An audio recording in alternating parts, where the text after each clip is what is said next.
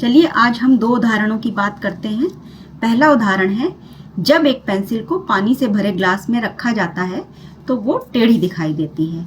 और दूसरा उदाहरण है, किसी पानी से भरे टब में अगर किसी सिक्के को डाला जाए तो सिक्का टब की तलहटी से थोड़ा ऊपर दिखाई देता है। इन दोनों घटनाओं के पीछे क्या कारण है? दोनों ही घटनाओं में प्रकाश के अपवर्तन की क्रिया हो रही है।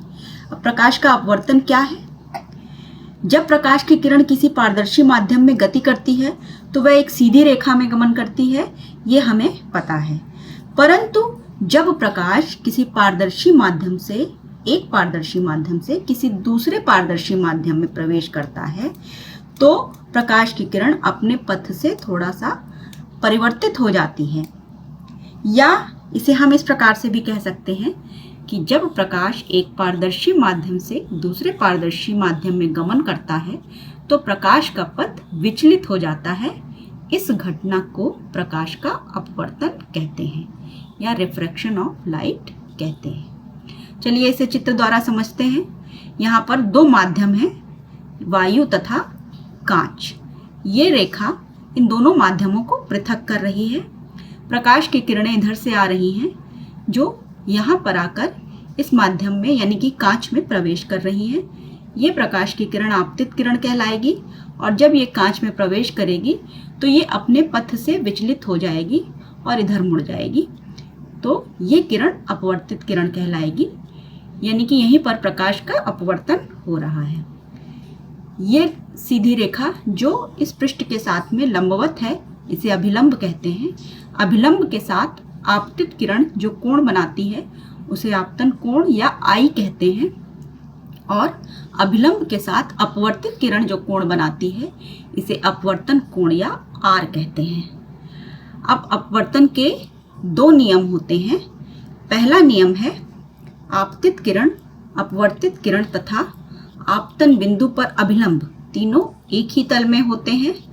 और दूसरा नियम है, किन्हीं दो माध्यमों के लिए आपतन कोण की ज्या यानी कि साइन आई तथा अपवर्तन कोण की ज्या यानी कि साइन आर का अनुपात नियत रहता है।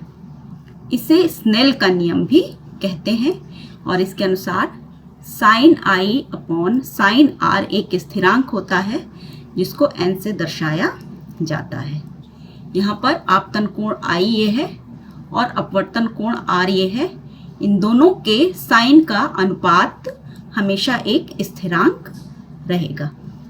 चलिए आगे बढ़ते हैं इसी क्रम में।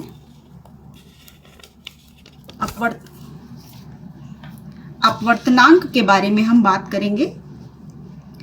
Sign I upon sine R का मान हमेशा एक स्थिरांक होता है।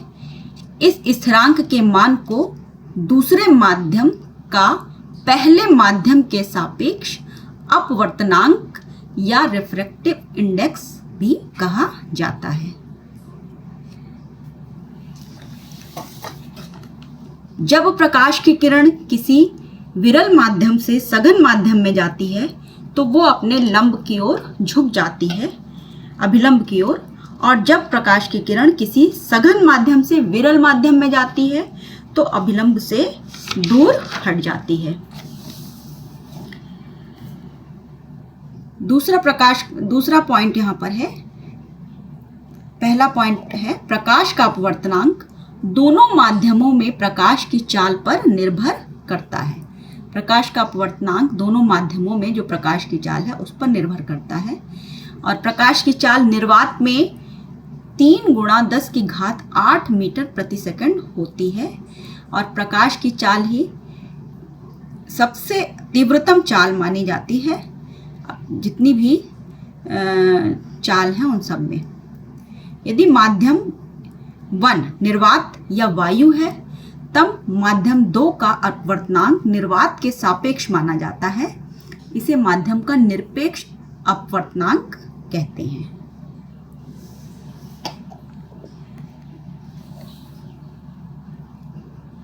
प्रकाश की चाल अलग अलग माध्यमों में अलग अलग होती है। सबसे तीव्र वो निर्वात में चलता है। वायु में प्रकाश की चाल थोड़ी सी कम हो जाती है निर्वात की अपेक्षा और अन्य माध्यमों में इसकी चाल और भी कम हो जाती है, जैसे कि कांच में या केरोसिन में या तेल में, इनमें और भी कम हो जाती है।